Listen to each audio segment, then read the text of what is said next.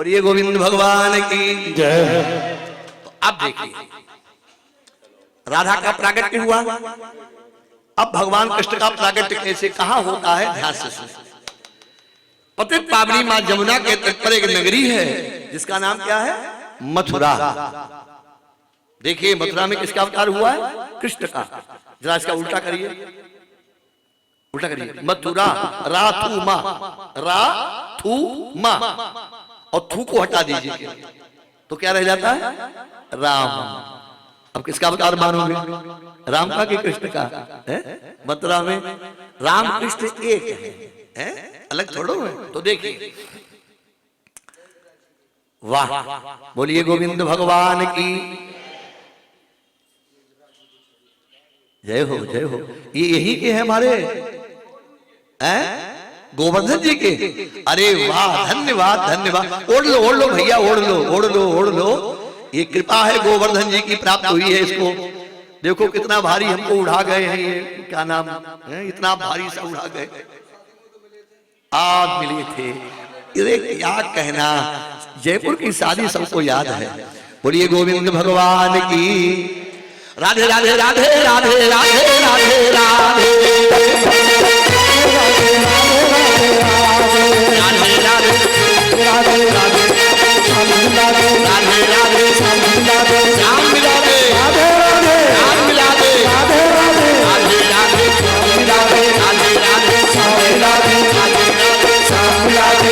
राधा कृष्ण भगवान की। तो देखिए मथुरा के राजा हैं उग्रसेन, और उनके एक छोटे भाई हैं देवक, और देवक के 7 कन्याएं हैं, 7 लड़कियां हैं, 7 पुत्रियां हैं। सबसे बड़ी पुत्री का नाम क्या है, देवकी।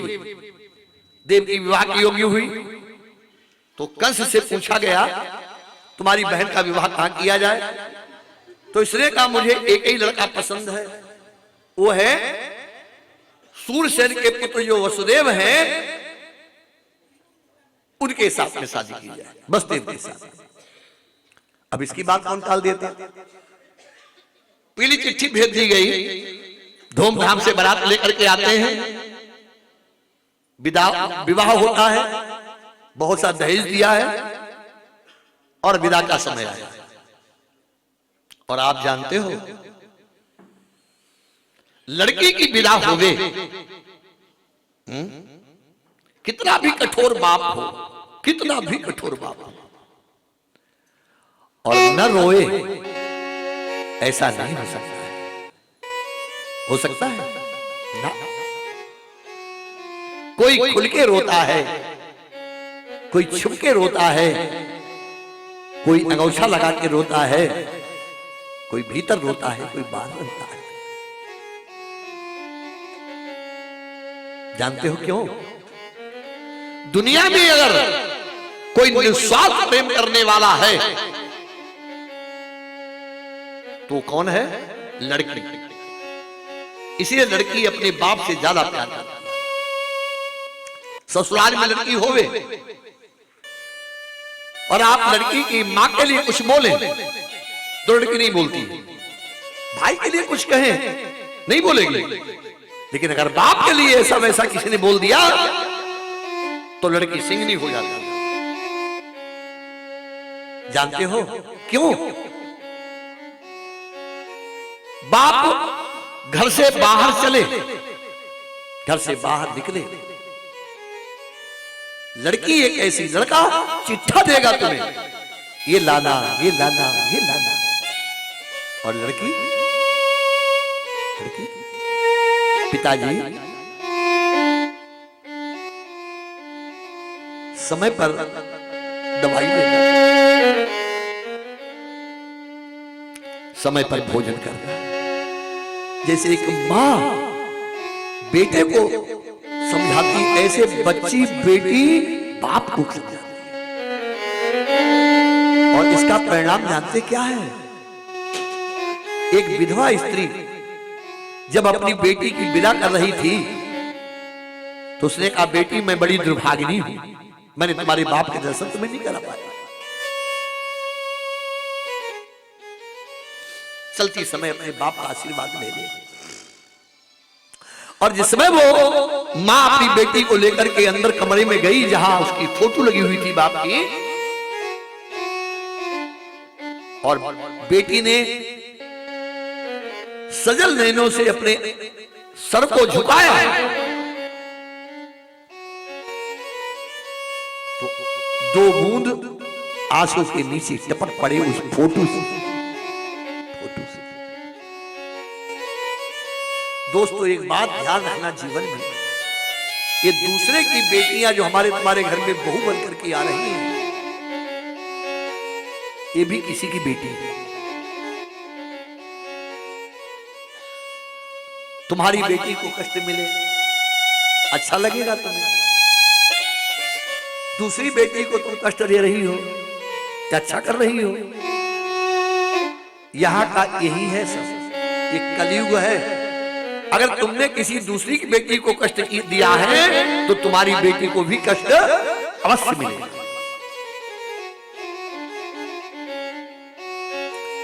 बेटी की विदाई का समय आता है और जानते हो, विदा हुई रथ पर चढ़े दंपति वर्षानंद, पहुंचाने कुछ दूर तक चला कंस मति मंद।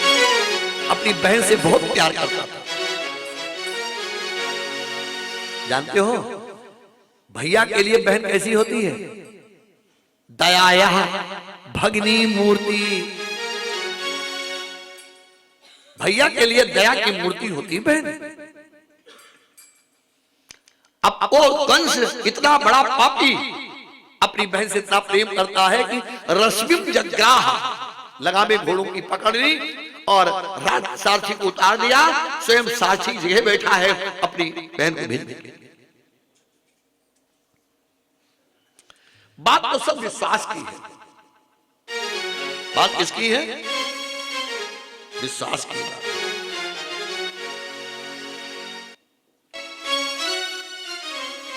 कितना प्रेम होता बहन को अपने भैया और कितना विश्वास होता। पूरी कथा तो नहीं सुनाएंगे, केवल दो बातें बता रहा हूं।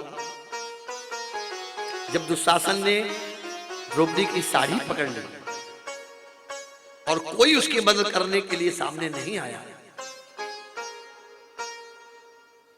तब द्रौपदी कहती है कि अरे खींच दुशासन जोर लगाई के, जितनी ताकत तुम में है लगा लो दुशासन। अरे खींच दुशासन जोर लगाई के, तेरा हमारी जो वो सुनी पई है, बा विश्वास विपत्ति पड़े पर मोहन ना हमको विसरई है। देर लगई ना अमेर लगई, बिरना हिरना सो धावती यही है। और जिस समय बिरना को पुकारा, दशा क्या हो गई कि आगे से चीर बढ़े नभमा। भगवान ने विचार किया मैं नहीं पूछ पाऊंगा। देखिए कैसा तार जुड़ा है। आगे से चीर बढ़े नभमा, उसके पिछवा भागे हैं मुरारी। आगे चीर है, पीछे मोहन है। उसके पिछवा दौड़े हैं मुरारी।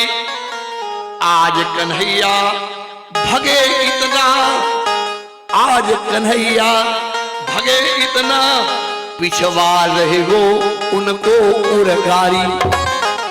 गरुड़ पीछे छूट गया और भगवान आगे भागते जा रहे हैं। दया भगनी मूर्ति। कंस जैसा पापी अपने बहन से कितना प्यार कर रहा है, साथी को उतार करके स्वयं बैठे। मथुरा के आगे, मथुरा के बाहर जिस समय पहुंचा है, आकाशवाणी हुई, अरे कंस इस देव की काही अष्टम लाल, हम बतलाते हैं तुम्हें होगा तेरा काल। और जब इतना सुना तो द्रौपदी के बालों को पकड़ के नीचे खींच लिया दुशासन ने। सब प्रेम खत्म हो गया। इसलिए कहते हैं दुष्ट की दोस्ती और दुष्ट के साथ में शत्रुता पर दोनों खराब होते हैं। छाती पर बैठ गया तलवार लेकर के, तब वसुदेव ने दौड़ करके हाथ लगा दिया, भैया क्षत्रिय हो, ये क्या कर रहे हो तुम? तो उसने छोड़ दिया देवकी को और लेकर के तलवार दौड़ा वसुदेव पर।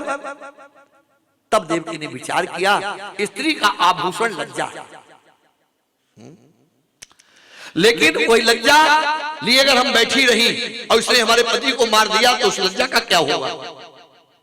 दौड़ के अपने भैया के पैर पकड़ लिए और कहा, भैया अगर तुम्हारी तलवार ज्यादा खून की प्यासी है तो मेरे रक्त से पहले इसको स्नान करा दो। तो कंस ने कहा, तू क्यों मरना चाहती हो? तुझे मार नहीं रहा हूं, इसको मार रहा हूं। बहुत बढ़िया बात है देवकी ने, तुम्हारे लिए बात है। क्या बोली है कि पृथ्वी पर लेकर नारी जन्म, पृथ्वी पर लेकर नारी जन्म, होता है मोक्ष इसी विधि से, पृथ्वी पर लेकर नारी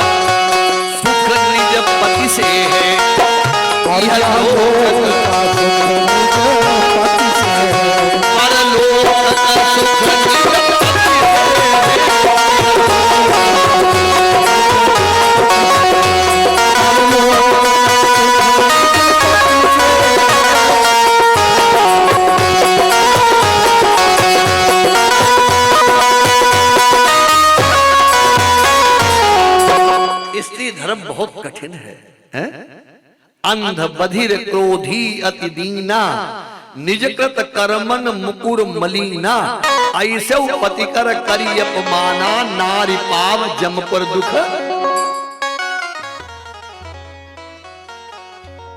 अब जितने यहां पुरुष बैठे बड़े खुश हो रहे हो, बिल्कुल पंडित जी ठीक कह रहे हैं,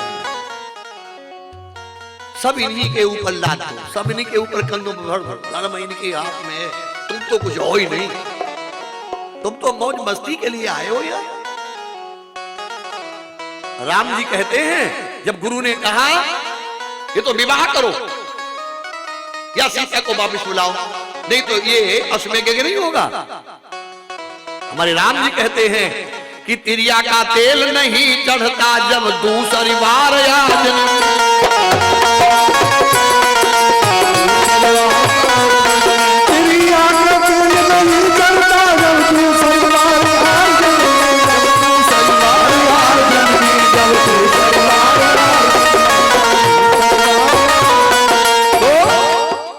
पुरुष के कंगन नहीं बंधता, तो पुरुष के कंगन नहीं बंधता, अब दूसरी बार अर्जन में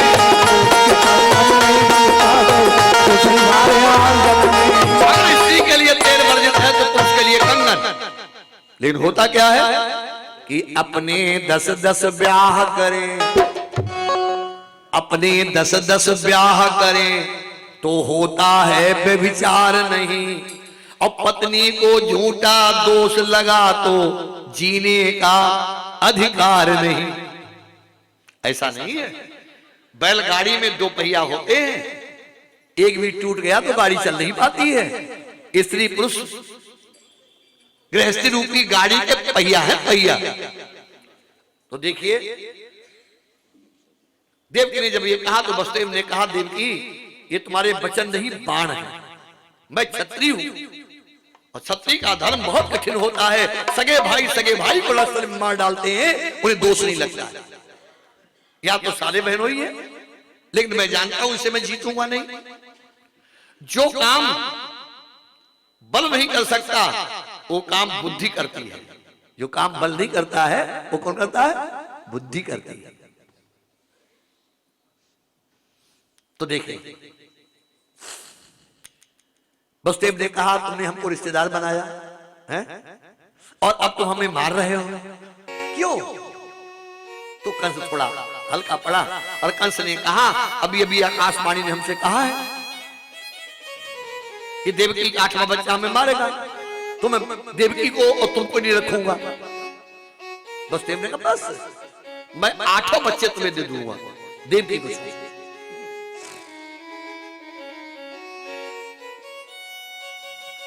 और छोड़ दिया कंस ने। कुछ समय के बाद प्रथम बालक का जन्म होता है। बहुत सत्यवादी है वसुदेव, ऐसे थोड़ो कृष्ण भगवान के घर में आ जाते हैं? अपने बच्चे को, जिगर के टुकड़े को लेकर के जिस समय कंस के सामने पहुंचे हैं, ये तुम्हारा प्रथम भांजा है। सोचो पहले कितना दिल दिखाया होगा वसुदेव ने। दुनिया में सबसे ज्यादा बाप अगर स्नेह करता है तो अपने बेटे से करता है, और बाप को बेटे को तब यह पता चलता है कि हमारा बाप कितना प्यार करता है जब उसके बेटे के बेटा हो जाता है। तब तक हो जाता है कि हमारा बाप कितना प्यार करता है। जब बेटे के बेटा हो जाता तब उसे पता चलता है। एक हल चला रहे थे, बाप बार बार जाता था, गर्मी की सीजन थी, बेटा छोड़ दो कल जोत लेना, बहुत गर्मी है, तू बीमार पड़ जाएगा। और लड़का डांट दे, ए चलो हम पूरी हरैया जोत के आएंगे। नहीं सुन रहा था तो वो गया, और बेटे के भी एक 3 महीने का बच्चा था, सो गोदी में ले लिया और मेड़ पर जाके खड़े हो गए। और जो आए लगा के फेरा वो, अरे पिताजी लला के धूप लगी गई और तुम यहाँ उनके कहा है अब तुम्हें बड़ो प्रेम आए रहो, हम सवेरे से चिल्ला रहे तुमने तो बोलते ही नहीं, खट गए और छोड़ दो, देर नहीं करी। कहने का मतलब बेटे को तब पता चलता है कि हमारा बाप कितना हमसे प्यार करता है जब उसके बेटा होता है, तब। तो देखो पहला बेटा है, राजा कंस ने कहा नहीं हमें इसे कोई भय नहीं, आप इसे ले लो। और उसी समय श्रीमन नारायण नारायण नारायण श्रीमन नारायण नारायण नारायण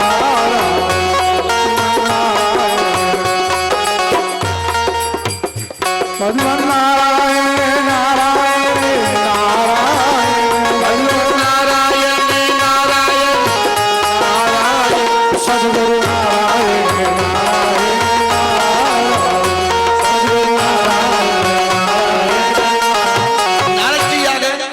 और नारद जी ने कहा कंस तुझे बुद्धि नहीं है, नीचे उतर। एक गोलदारा खींचा, 8 लकीरें खींची, बोले गिनती कर। अब गोलदारे की गिनती वो तो सब 8 ही है। इतना कह के नारद जी चले गए। नारद जी ने ऐसा क्यों किया? जीवो कर चाहूं तो जीवन की रक्षा करो। अगर अपनी उम्र तो पूरी चाहते हो तो तुम्हें किसी जीव को मारना नहीं। विचार के भांजों का वध नहीं करेगा तो इसकी उम्र नहीं घटेगी। रिश्ते में भांजा ही एक ऐसा होता है जो सर्वोपरि होता है, सर्वोपरि। कौन रिश्ता है? भांजे। अच्छे काम में भांजा ना हो तो शास्त्र के आधार पर काम पूरा नहीं होता है। बहन भांजे त्यागन करके सारी युत जी माई है, धन कलजू महाराज आपने लीला जब।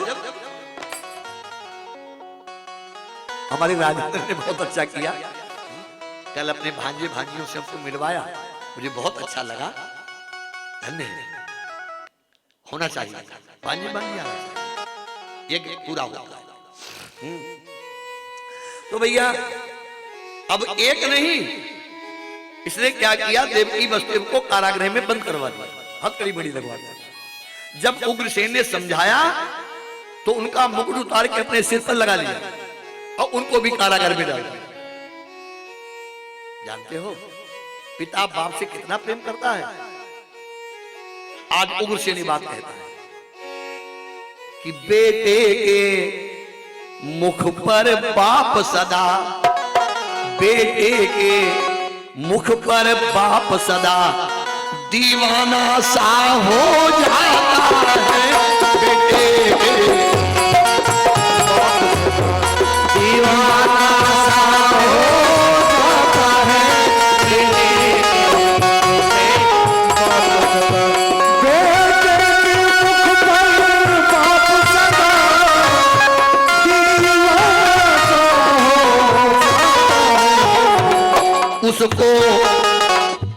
उसको सुख देने के खातिर, उसको सुख देने के खातिर लाखों ही दुख आता है, उसको सुख देने के खातिर लाखों ही दुख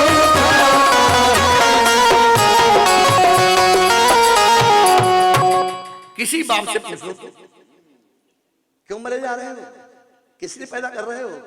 कोई ये नहीं कहेगा कि मैं अपने लिए कर रहा हूं।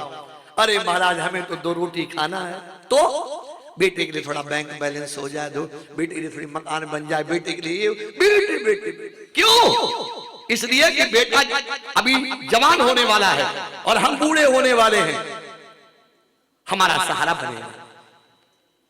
पर बेटा वही बड़ा होकर बरतावा कैसा करता है,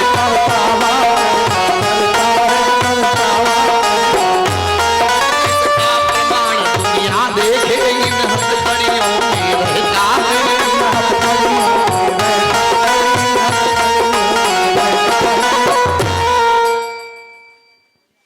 बेटा बाप को जेलखाने में डाल रहा है। और एक बात ध्यान रखना, हो सकता है भगवान का कहा हुआ गलत हो जाए, लेकिन अगर बाप ने अपने लड़के के लिए कुछ ऐसा वैसा बोल दिया तो मेरा दावा है उस लड़के का कभी भला नहीं होता, भला नहीं हो सकता। और वही बोल दिया इसने उग्रसेन ने कि मैं कहता हूं, अब कहता हूं बदला ये प्रकृति चुकाएगी,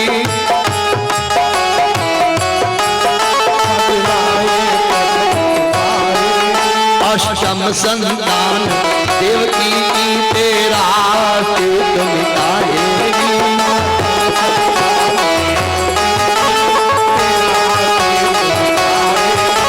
तेरा नहीं, तेरे पूरे परिवार का नाश करने वाला देवकी का 8वां बालक। देखो इतना बड़ा श्राप देकर के बाप कैसे सुख रह सकता है? अगर चैन लेनी है तो एक ही जगह चैन के लिए है, शांति प्राप्त करनी है तो एक ही जगह है। कौन सी?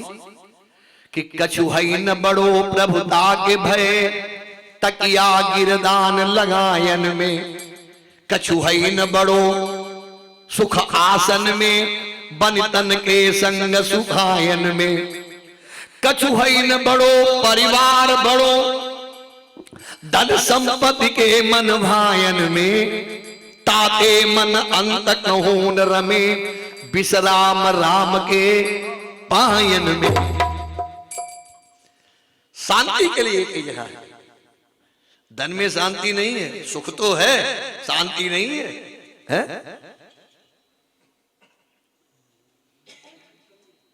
सब सुख है लेकिन, सब सुख है लेकिन चैन नहीं, सब लेकिन चैन नहीं, सब सुख है लेकिन चैन नहीं, सब सुख है लेकिन चैन नहीं, सब सुख है लेकिन चैन नहीं। द्वारे पर मोटर कार खड़ी, द्वारे पर मोटर कार खड़ी, सुंदर सा बंगला बना हुआ, सुंदर सा बंगला बना हुआ, घर में रोटी की कमी नहीं, सब सुख है लेकिन चैन नहीं।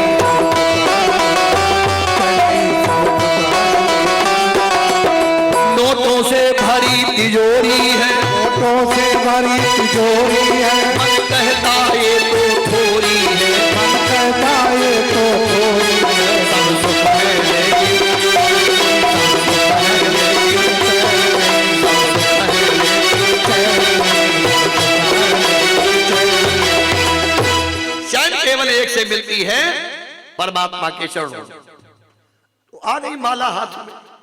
इसलिए मैं कभी कभी कह देता हूं कि 60 वर्ष के बाद 2 बातें याद कर लो, हाथ में माला और मुंह पे ताला। सब जान गए हो, लेकिन मानोगे, यहां कहोगे, घर में जाकर के बकर बकर करोगे, मानोगे थोड़ो तुम। हाथ में माला और मुख पे, अगर वृद्धावस्था अपनी सही काटनी है तो ये 2 काम करने पड़ेंगे।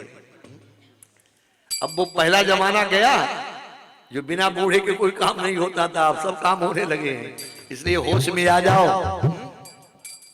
तो देखो आज भगवत प्रेमियों 6 बेटे मार डाले राजा कंस ने। 7वें में भगवान का आगमन होता है, तो भगवान ने योग माया को पैदा किया और माया से कहा हम संसार में तुम्हारी पूजा करवाएंगे, तुम्हारे 9 नाम पढ़ेंगे। कौन कौन नाम होंगे? प्रथमम शैलपुत्री च, द्वितीयम ब्रह्मचारिणी, तृतीयम चंद्रघंटेति, कुष्मांडेति चतुर्थकम, पंचमम स्कंदमातेति, षष्ठम कात्यायनी च, सप्तमम कालरात्रि च, महागौरी शाष्टमम, नवमम सिद्धिदात्री च, नवदुर्गा प्रकृतिता। ये तुम्हारे 9 नाम होंगे और संसार में 4 बार तुम्हारी पूजा होगी। 4 महीने, 2 महीने तो निश्चित है। कौन कौन? वो कुमार का महीना और चैत का महीना। 2 है गुप्त नवदुर्गा। कौन कौन महीना है? तुम्हें तो सुनाने सब बेकार हो गया। जब तुम सब पहले सब जानते हो तो मैं कहा सुनाए हैं? तो पहला है माघ का महीना, बहुत अच्छी बात है। यही सीखने की कथा होती है, परिवार से लेकर के नवमी तक नवदुर्गा। और ऐसे ही आषाढ़ के शुक्ल पक्ष की जो परिवार होती है उससे नवमी तक नवदुर्गा, ये गुप्त नवदुर्गा बोले जाते हैं। भगवती ने क्या किया कि देवकी के उधर से बच्चा खींच करके, इसलिए इनका नाम पड़ा था संकर्षण, और कहां पहुंचा दिया? रोहिणी के पेट। सवेरे को देवकी ने भैया से अपने कह दिया कि हमारा 7वां गर्भपात हो गया है। कंस ने कहा बहुत अच्छी बात रही। अब नंबर 8 में का आया है। राजा कंस ने डबल तारे डरवाए हैं, डबल हथकड़ी बेड़ी पहनाई है, डबल पहरेदार खड़े किए हैं, और इतनी बड़ी व्यवस्था की है कि किसी प्रकार से कोई खामी न रह जाए। लेकिन तुम जानते हो वही होता है जो मंजूरे खुदा होता है? भादव का महीना है, अष्टमी तिथि थी। भादव का महीना क्यों? अष्टमी तिथि क्यों? रोहिणी नक्षत्र क्यों? आधी रात क्यों? यहां से क्यों शुरू हो जाता है? कृष्ण कथा है ना, ये जितने टिंगड़े हैं उतनी इनकी कथा टिंगड़ी है। भादव का महीना क्यों? एक बार भादव फागुन घर गए, मिलने गए, तो फागुन का महीना तुम जानते हो है? गरीब से गरीब आदमी भी थोड़ा अपना उत्सव मनाता है। तो भादव ने देखा और फागुन ने कहा देखा भैया, जरा अपना रुतबा भी झाड़ा। दूसरी बार क्या हुआ कि फागुन भादव भर मिलने लगे। भाई आने जाने से प्रेम बढ़ता है। तो भादों का महीना कीचड़ कांधा, बड़ी नाक सकोड़ी फागुन ने, तू यार बड़ा दरिद्री है, तू है तो मेरा मित्र, क्या बताऊं। भादव बोले नहीं। अगली बार जब भादव आए तो उन्होंने एक बूंदिया नानी से गिन दी, सफा सूखा। अब आई होली, फागुन का महीना, और भादव मिलन गए। न कहूं अभी रुगुला रोड़ई, सब रोए से घूमई, न कोई फक पतरिया पहने घूमई। तब फागुन ने भादव के पैर पकड़ लिए, मित्र तुम ही बड़े हो, अगर तुम्हारी वर्षा न होवे तो संसार में कोई उत्सव हो ही नहीं सकता है। तो भादव पानी बरसाता है, किसान के लिए राजा है, और जब किसान का राजा होगा उसी से सब बंधे हो। दत्ता नहीं बंधे हो? किसान का अन्न नहीं होगा, खा क्या लोगे? सोनो, सोना तो गाय नहीं लोगे, क्या खा रहा तो गेहूं पड़ेगा। तो देखिए भादव का महीना चुना, अष्टमी तिथि क्यों चुनी? जब भगवान राम का अवतार हुआ तो मास दिवस का दिवस भा मरम न जाने कोई। 1 महीने का दिन हो गया तो चंद्रमा ने शिकायत कर दी, महाराज ये छुपते ही नहीं है, छुपे तो मैं निकलूं तो आपके दर्शन करूं। ये सब मर्यादा खत्म हो गई। तो भगवान ने कहा नाराज मत हो, अब की बार मैं अवतार ठीक आधी रात लूंगा, और जब तुम निकलोगे तभी अवतार लूंगा, और मैं अपने आगे तुम्हारा नाम भी जोड़ूंगा। क्या नाम? कृष्ण चंद्र। वहां भी रामचंद्र है, लेकिन भगवान कृष्ण ने कहा मैं अपने आगे भी जोड़ूंगा कृष्ण चंद्र। रोहिणी नक्षत्र क्यों? चंद्रमा के 27 स्त्रियां हैं और सबसे ज्यादा प्यार करता है चंद्रमा किसको? रोहिणी को। तो स्त्रियों को प्रसन्न करने के लिए भगवान ने ये रोहिणी नक्षत्र चुन लिया। इसलिए तो स्त्रियां पीछे पीछे कष्ट के भाग रही थी। अब देखिए आधी रात का समय क्यों? घोर अंधेरी रात। एक बार रात भगवान के पास गई और कहा महाराज शुभ काम सब दिन में होते हैं और पाप के काम सब रात में होते हैं, मेरा उद्धार कैसे होगा? तो भगवान ने कहा जा, मैं तुझे वरदान देता हूं कि अब की बार मैं रात में ही अवतार लूंगा, तेरे सब आगे पीछे के पाप समाप्त हो जाएंगे। इसलिए भगवान रात में आए। लेकिन आप जानते हो गरीब से गरीब के घर में बच्चा पैदा होवे तो बैंड बजते हैं और यहां टुन्नौनाई हुई रही कतई। तब ऐसा नहीं हुआ। मेघों ने क्या किया कि बादल अपना दल बांध बांध नभ पर धुंध भी बजाने लगे।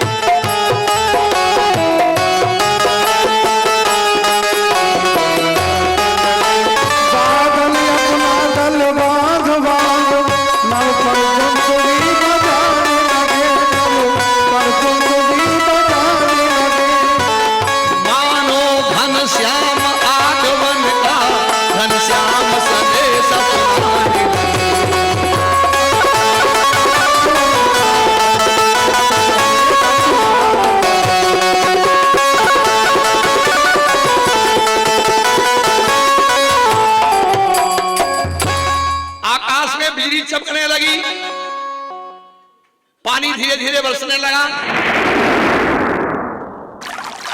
कोई तो सही हो गया, ये तो हो गया। बोलिए गोविंद भगवान की। और ऐसी आधी रात में, घोर अंधेरी रात में, क्या बात है? अच्छा अब तो डर सा लग जाता है दूंगा। बोलिए गोविंद भगवान की। तो क्या कर रहे थे? क्या क्या? अच्छा अच्छा अच्छा। घोर अंधेरी रात में मैया देवकी को एक सपना आया। सपना, इन माताओं को सपने बहुत आते हैं, हमको तुमको भी आते हैं, कम आते हैं, इन्हें तो सपने सपना है। महाराज आधी रात पर करिया करिया कपड़ा पहन के एक मेहरिया रोज दवाई लेती आई। अब तुम तुलसी पूजा करिए, उन्हें पवित्रता से रहिए, उन्हें भगवान को गीता रामायण पढ़िए, तुम्हें चुराई लेना है, तुम्हें भगवान दिखाई पड़ी। तो देखो मैया ने सपने में क्या देखा? एक चतुर्भुज मूर्ति प्रकट हुई सामने और उस मूर्ति को देख करके भगवान मैया देवकी ने कहा तुम कौन हो? तो चतुर्भुजी बन आ गई अब तो सन्मुख मूर्ति। मैया तो देख करके पगला गई। बहुत अच्छा रूप है, भगवान बहुत अच्छे हैं। एक बार दुनिया को हम तुम अजमाते हो, एक काम करके देखो फिर आनंद देखो। बोले संभल जाएंगे सब, संभल जाएंगे सब, बिगड़े काम तुम्हारे। कभी श्याम के शरण में जा करके देख। जीवा से कहने की ताकत नहीं है, कभी अपनी झोली फैला करके देख। निकालेगा कश्ती भ्रमर से तुम्हारी, कन्हैया को माझी बना करके देख। बड़ा ही दयालु है, बड़ा ही दयालु है बांके बिहारी। कभी तू उसे आजमा के। अभी उस दिन मैं कुरुक्षेत्र से आ रहा था, बड़ी इच्छा हुई कि बिहारी जी के दर्शन हो जाए। समय बहुत कम रह गया था, 8 बजने वाला था, बिल्कुल 8 बजे बंद होता है और 7:45 बज गया। और वृंदावन में जो ही उसमें छत्र रोड पर घुसे हैं तो वहां वो लगी थी, बैरिकेड लगी हुई थी, रोक दिए गए। तो मैंने झूठा बोला, हमने कहा भैया हमारा खंडन आश्रम है, हमें वहां जाना है, दुख है। उसने कहा महाराज जाओ। अब टाइम तो बिल्कुल कम बचा था, जैसे तैसे गाड़ी छोड़ी और हम लोग भागे, पता नहीं कहां से ताकत आई, भागे भागे भागे भागे पहुंचे वहां। बस केवल 2 मिनट दर्शन हुए हैं और आरती हो रही थी। 2 मिनट के बाद मंदिर बंद। बड़ा ही दयालु है बांके बिहारी, कभी तू उसे आजमा के। ऐसा है तो भगवत प्रेमियों, देखती मैया ने देखा कौन हो तुम? तो उस भगवान ने कहा मैया तू अपने को समझ कौन है? तूने हमसे मांगा था कि तुम्हारा जैसा पुत्र मिले, अब हमारा जैसा बेटा कहां रखा? तो मैं ही तेरा बेटा बनने आ गया हूं। और भगवान बालक तमद्भुतम बालकम मुझे क्षणम, तमद्भुतम बालकम मुझे क्षणम। ऐसे बहुत अद्भुत बालक है। तमद्भुतम बालक अंबुजे क्षणम। अद्भुत क्या है? बालक तो बालक है, इसमें अद्भुत अद्भुत कहां से आ गया? अंबु जे क्षणम, कमल है आसन जिसका, कमल है जन्मस्थान जिसका। किसका है? कमल से कौन पैदा हुए? ब्रह्मा जी। ब्रह्मा जी हैं बेटा जिसके, ऐसा वो बालक, इसलिए तमद्भुतम बालक अंबुजे क्षणम।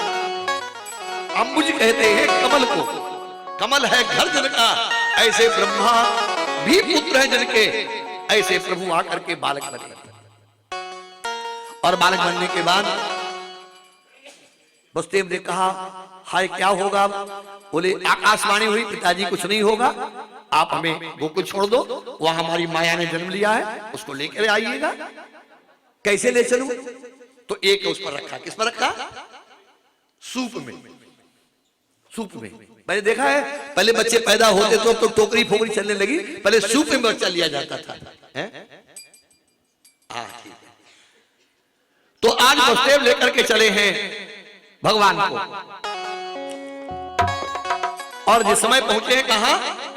नदिया में, तो जमुना बढ़ने लगी। चिल्लाए कोयलो। आज भी एक गांव है कोयलो। क्या नाम है? कोयलो। जमुना किनारे है। और इन्होंने क्या किया? अपनी श्याम सुंदर को लिटा दिया और क्या किया? बालिका को उठा लिया। और जब बालिका को लेकर के आते हैं, कंस मारना चाहता है, लड़की हाथ से छूटती है, आकाश में जाती है। उसी का नाम पड़ा है विंध्यवासिनी। गए हो कभी विंध्यवासिनी? अभी हम नहीं पहुंचे। बनारस और इलाहाबाद के बीच में जगह है। कहा है कंस तेरा मारने वाला पृथ्वी में पैदा हो चुका है। ये नहीं कहा गोकुल में पहुंच चुका है, नहीं तो बाबा ही डाल देगा जाकर के। और उसके बाद अब इधर सवेरा हुआ। अब कंस की बात तो बाद में बताएंगे, पहले इनकी बात तो सुनो थोड़ी। सवेरा हुआ, मैया यशोदा की आंख खुली, देखा बड़ा सुंदर बालक। और सबसे पहले भय का बलुआ लगता है। जब बालक होता है तो भय का बलुआ लगता नहीं लगता है? भय। और सखियां चली आई, सब लोग बड़े भाव से। चलो देखिया मैं नंद घर, आने दो आ जाओ आ जाओ आ जाओ जी। चलो देखिया मैं नंद घर लाला हुआ, चलो देखिया मैं लाला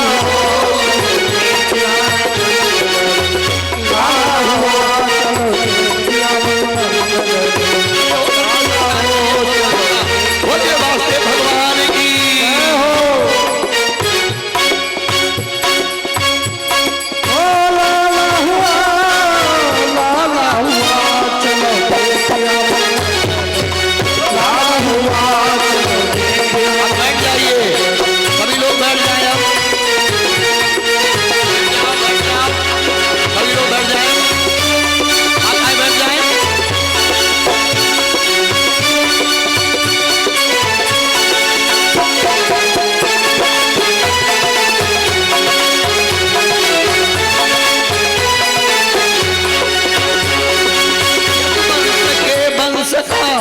उजाला हुआ चलो देखिया लाला हुआ चलो देखिया लाला हुआ चलो देखिया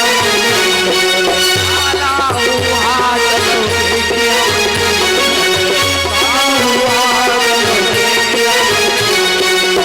लाला हुआ चलो देखिया लाला हुआ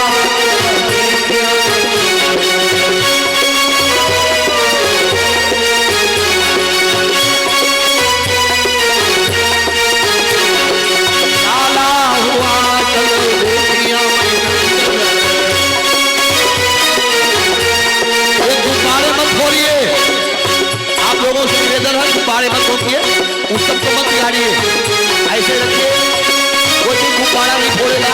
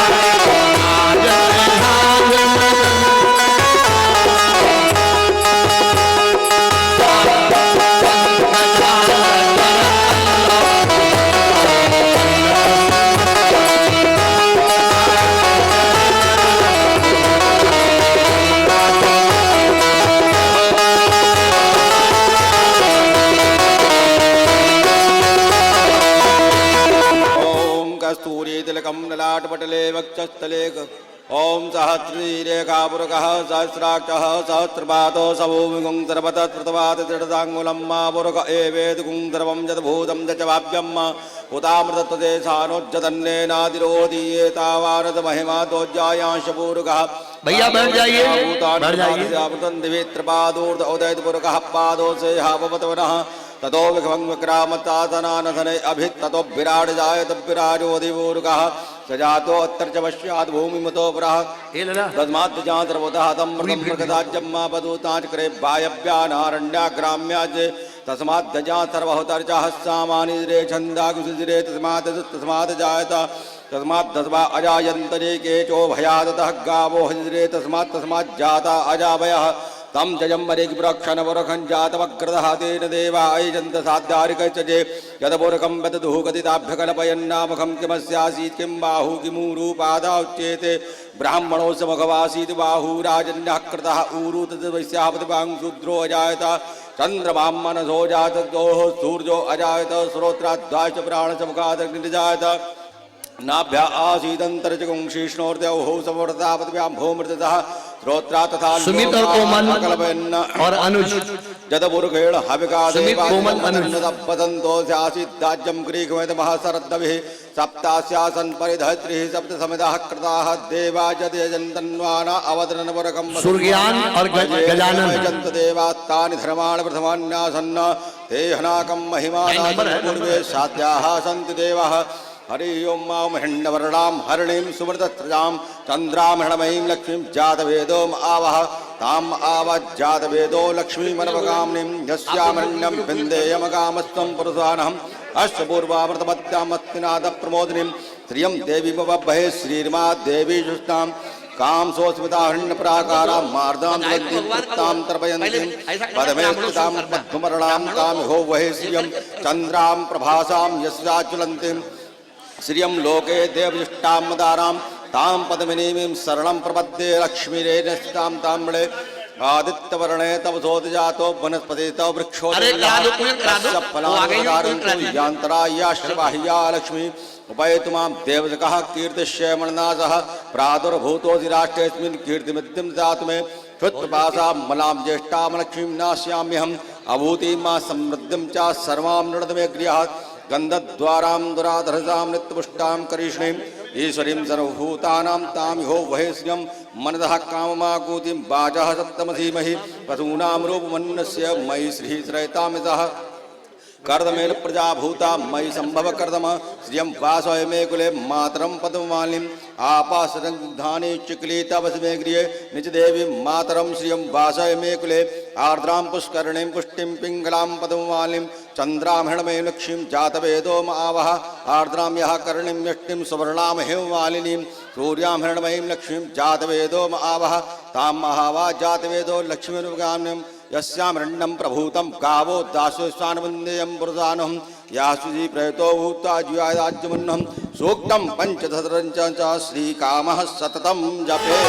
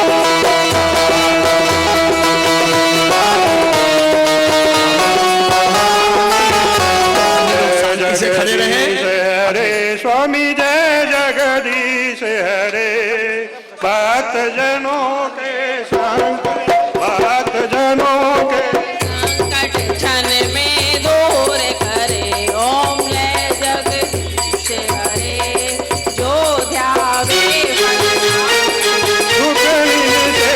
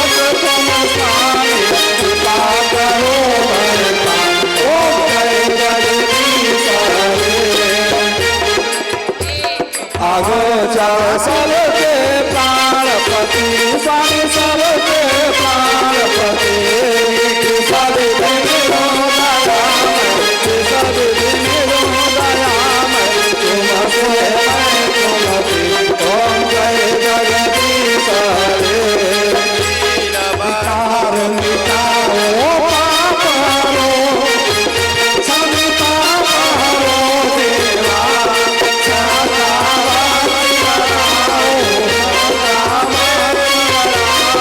संतन की ओम जय जगदीश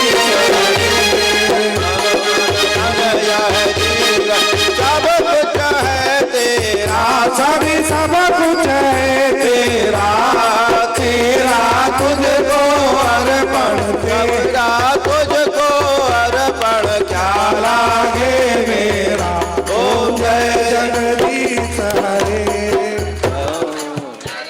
की आरती जो कोई नर गावे सभी प्रेम सहित गावे कहे शिवा